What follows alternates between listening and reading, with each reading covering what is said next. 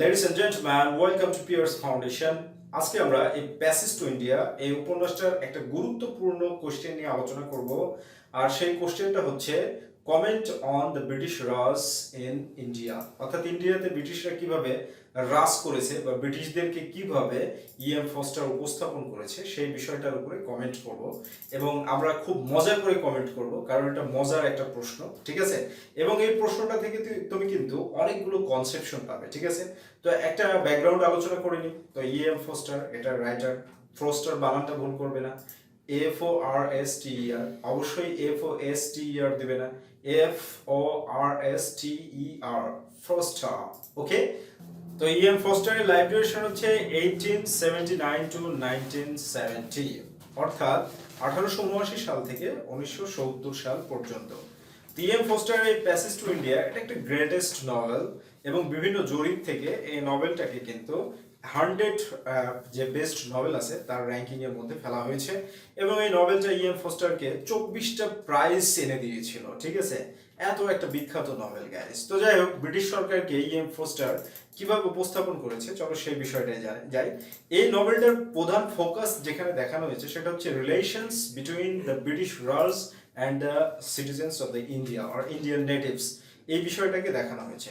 তো foster British রাজকে যেভাবে দেখিয়েছে সেটা হচ্ছে, ব্রিটিশদের ফার্স্ট পয়েন্ট হচ্ছে যে ব্রিটিশ রাজ হচ্ছে ডিভাইড অ্যান্ড রুল, এই পাওয়ারের মাধ্যমে ইন্ডিয়ান সাবকন্টিনেন্টকে কিন্তু দীর্ঘকালীন শাসন করেছে।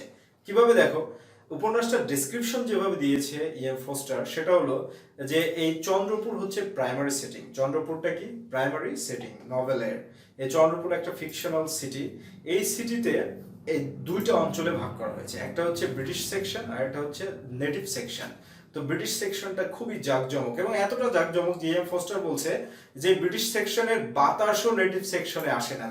মানে এমন ভাবে তারা জাঁকজমক করেছে, শুধু ওই আকাশটাই দেখা যায় আর কিছুই দেখা যায় না। এবং এই ডিভাইড এবং রোলটাকে আরো স্ট্রং করেছে তারা কিভাবে, এই রেলওয়ে স্টেশন নির্মাণ, রেলওয়ে নির্মাণ করার মাধ্যমে। মানে রেল লাইনের এই পার হচ্ছে ব্রিটিশ, ওই পার হচ্ছে নেটিভ, এরকম একটা সিস্টেমে দুইটা কলোনি তৈরি করেছিল। এইভাবে একটা সরকার জনগণ থেকে বিচ্ছিন্ন হয়ে ইন্ডিয়াকে দীর্ঘ 190 বছর লুটে পুটে খেয়েছে। এই বিষয়টা কিন্তু ফস্টার এই বিষয়টার মাধ্যমে উনি নিজেও কিন্তু মানে ফিল করতে পারেননি যে আমি এত বড় একটা বিষয়কে উপস্থাপন করে ফেললাম। তো ফার্স্ট পয়েন্ট যেটা দেখানো হয়েছে যে ব্রিটিশদের হচ্ছে সূক্ষ্ম brain, divide and rule. Divide and rule মানে কি, নিজেদের মধ্যে ভাগ করে দাও, সংঘর্ষ করে দাও, আর তারপরে ইচ্ছা মতো শাসন করো। মনে করো তোমরা 5টা ভাই আছো বা 3টা ভাই আছো, পাশের প্রতিবেশী কি করলো, ভাইদের মধ্যে ঢিসিয়া লাগাই দিছে, ঠিক আছে?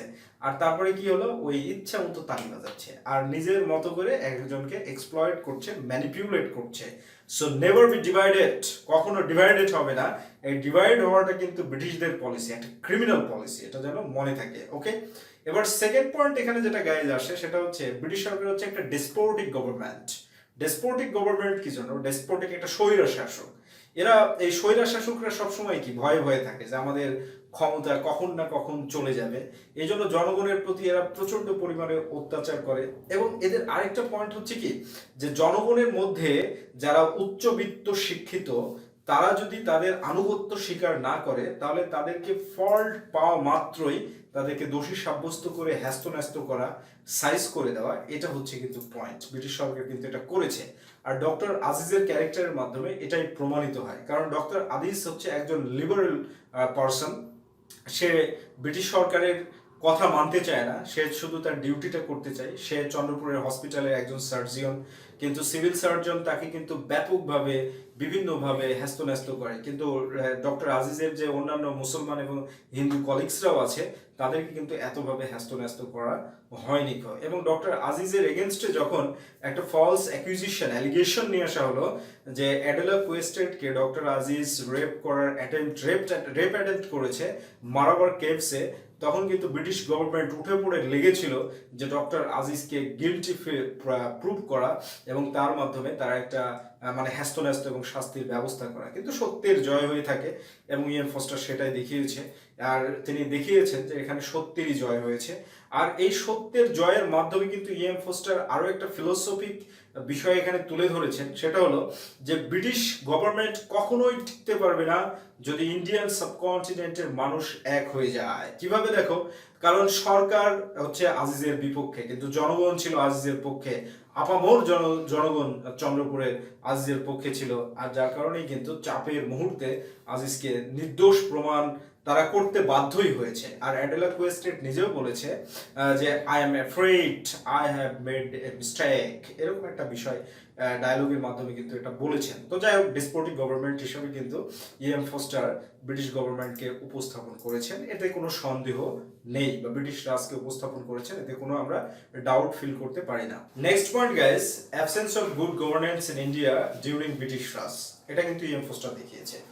এখানে মূল ব্যাপার যেটা দাঁড়াচ্ছে সেটা হচ্ছে গুড গভর্নেন্স বলতে আমরা কি বুঝি? গুড গভর্নেন্স বলতে গাইস বোঝানো হয় অ্যাকাউন্টেবিলিটি অ্যান্ড রেসপন্সিবিলিটি। এটা কিন্তু ব্রিটিশ রাজের একেবারে ছিল না, যেটা ইএম ফস্টার খুব সুন্দরভাবে উপস্থাপন করেছেন। আমরা ইসলামিক ইতিহাস থেকে জানতে পারি হযরত ওমরের একটা ঘটনা থেকে, যে তিনি একবার একটা জুব্বা বানিয়েছিলেন বাইতুল মাল থেকে কাপড় নিয়ে। আর তিনি লম্বা লোক ছিলেন, কিন্তু তার জুব্বাটা অনেক লং হয়েছিল। তো জুমার দিনে একজন সাহাবী কিন্তু তাকে জিজ্ঞেস করেছিলেন যে আপনি বাইতুল মাল থেকে যে কাপড় নিয়েছিলেন সেই কাপড় দিয়ে তো এত বড় জামা আপনার হওয়ার কথা না, তো আপনি কিভাবে এত বড় জামা পেলেন, আমাকে একটু বলবেন? এই যে অ্যাকাউন্টেবিলিটি, এবং খলিফা ওমর কিন্তু সেই জবাব দিতে বাধ্য ছিল, এবং তিনি জবাব দিয়েছেন যে তার পুত্রের কাপড়টা আর তার কাপড় দুইটা এক করে সে এই জামাটা বানিয়েছে, জুব্বাটা বানিয়েছে, যার কারণে তার জুব্বাটা লম্বা হয়েছে। কিন্তু ব্রিটিশ সরকার কি করেছে? কোনো অ্যাকাউন্টেবিলিটি নাই, কোনো রেসপন্সিবিলিটি নাই। এটা দেখো কিভাবে প্রমাণিত হয়।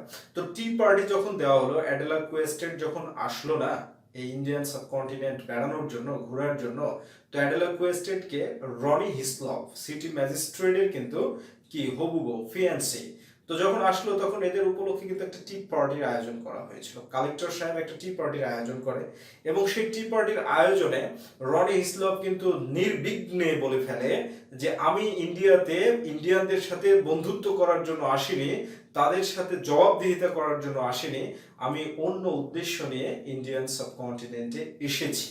এই যে বিষয়টা, এখান থেকে আমরা কি বুঝি? যে এই এই যে গুড গভর্নেন্সের কোনো একজন অ্যাডমিনিস্ট্রেটর সে বলছে যে তার অন্য উদ্দেশ্য আছে, জনকল্যাণমুখী কোনো উদ্দেশ্য কিন্তু তার নেই। তাহলে এখান থেকে আমরা বুঝতেই পারছি যে গুড গভর্নেন্সের কিন্তু কোনো উপস্থিতি ছিল না। আরো অনেক রেফারেন্স আছে যেগুলো তোমরা ইচ্ছা মতো দিয়ে নেবে, there is no problem, but E M Forster যেটা উপস্থাপন করেছেন এখানে সেটা হচ্ছে there is no good governance or there was no good governance in India during the British Raj, এটা হচ্ছে পয়েন্ট।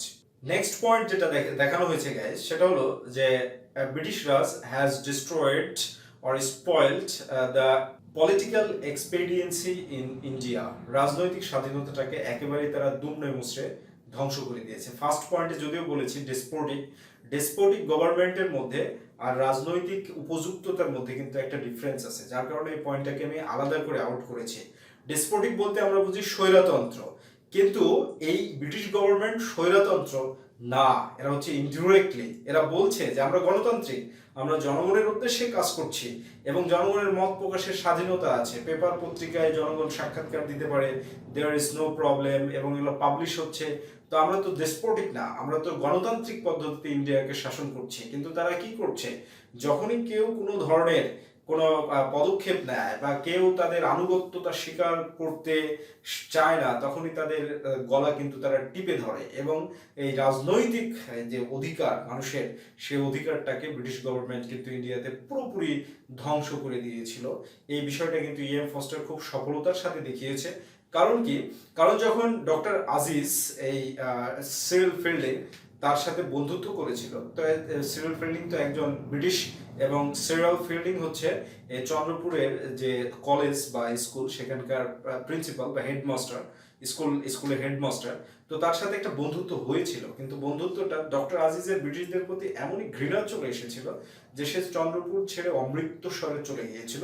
এবং সেখানেও যখন সিরিল ফিল্ডিং এর সাথে দেখা হয় এবং সিরিল ফিল্ডিং তার সাথে সুন্দর বিহেভিয়ার আচরণ করার চেষ্টা করে, তখন কিন্তু ডক্টর আজিজ সিরিল ফিল্ডিংকে বলে ফেলে যে কোনো ধরনের বন্ধুত্ব ব্রিটিশ পিপুলদের সাথে সম্ভব না যতক্ষণ পর্যন্ত না রাজনৈতিক উপযুক্ততা ইন্ডিয়াতে সৃষ্টি হবে। তাহলে এই ডায়ালগ থেকে আমরা এটা বুঝতে পারি যে ডেসপোটিক গভর্নমেন্ট এটা স্বৈরতন্ত্রটা প্রতিষ্ঠিত করছে কিভাবে, ইনডিরেক্ট ওয়েতে। So this is a very fantastic point to represent the British Raj in Indian subcontinent.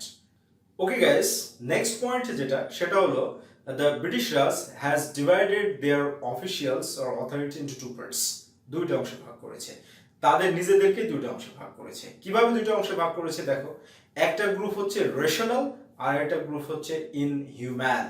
তোমরা শুটিং এর এলিফ্যান্ট পড়েছো, অবশ্যই পড়েছো।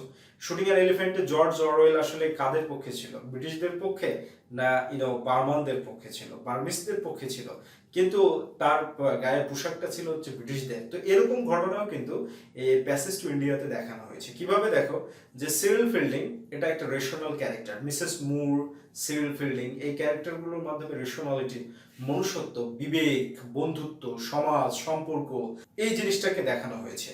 আর কি করা হয়েছে এখানে আরেকটা ব্যাপার, যে on the other hand city magistrate Ronny হিসলপের মাধ্যমে, কালেক্টরের মাধ্যমে, পুলিশ সুপারিনটেন্ডেন্টের মাধ্যমে, সিভিল সার্জনের মাধ্যমে ইনহিউম্যানিটিকে রিপ্রেজেন্ট করা হয়েছে। তাহলে আসলে ব্রিটিশ সরকার কি করলো, নিজেদের অফিসিয়ালসদেরকে কিন্তু দুইটা ভাগে বিভক্ত করে দিল। আর এই কারণেই এইভাবে ব্রিটিশরা কিন্তু ইন্ডিয়াতে তাদের এই ভূমিকা বা শাসন ব্যবস্থা কার্যকর রেখে সারা সারা ইন্ডিয়াকে দীর্ঘ 190 বছর শাসন শোষণ করে ক্যাশপাতি গুছিয়ে নিয়ে এখন 7 সমুদ্র 13 নদী পার হয়ে গিয়ে ভদ্রলোক সেজে বসে বসে খাচ্ছে। বুঝতে পেরেছো? এটা হচ্ছে ব্যাপার। আসলে ইএম ফস্টারকে তুমি কোন দৃষ্টিকোণ থেকে তাহলে দেখবে, যে আসলে ইএম ফস্টার এটা দ্বারা কি বোঝাতে চেয়েছে? ইএম ফস্টার এই নভেলটা লেখার মাধ্যমে আসলে যেটা দেখিয়েছে সেটা হচ্ছে ব্রিটিশ গভর্নমেন্ট এবং ইন্ডিয়ান সাবকন্টিনেন্টের মানুষের মধ্যে যে একটা মিস আন্ডারস্ট্যান্ডিং এবং একটা মিস কমিউনিকেশন ছিল, সেটা যদি কোনোভাবে সঠিক করা যায়, এটা তার উদ্দেশ্য ছিল। কারণ ইএম ফস্টার যখন ইন্ডিয়া ভ্রমণ করতে আসে 1910 সালে, তখন কিন্তু এই পারিপার্শ্বিক অবস্থাটা সে দেখেছিল, আর সেটাই তার ফিকশনাল লিটারারি ওয়ার্কের রূপ দেয় 1924 সালে। আশা করি কনসেপশন ক্লিয়ার হয়েছে। আর আরেকটা কথা গাইস, যদি এই লেকচারটা থেকে তুমি এতটুকু উপকৃত হও, তাহলে অবশ্যই এই লেকচারটা তোমার বন্ধুদের সাথে শেয়ার করবে, যেন তোমার মতো তারাও উপকৃত হতে পারে। Have a good day.